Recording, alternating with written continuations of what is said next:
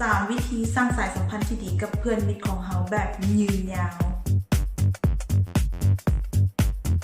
แน่นอนอยู่แล้วว่าอยู่ในโลกใบนี้ทุกคนบ่มีไผต้องการอยากอยู่คนเดียวตัวอย่างถ้าหากว่าอยู่ในโลกใบนี้มีแต่เราคนเดียวพ่อแม่เราบ่มีไอ้น้องบ่มีญาติมิตรเราบ่มีแล้วเราจะอยากอยู่คนเดียวอยู่ในโลกใบนี้บ่ต้องการอยู่คนเดียวแน่นอน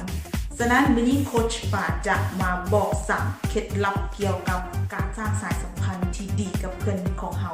1. เป็นคนจริงใจกับหมู่ของเราตลอดเวลาความจริงใจมีมูลค่าอันมหาศาลถ้าเราอยากรวยอยากมีชีวิตที่ดีขึ้น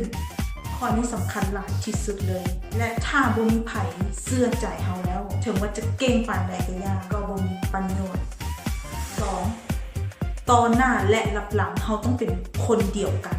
บ่แม่นว่าตอนหน้า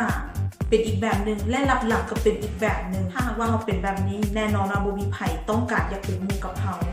จงเป็นคือที่แบบเราเป็นอยู่ตลอดเวลา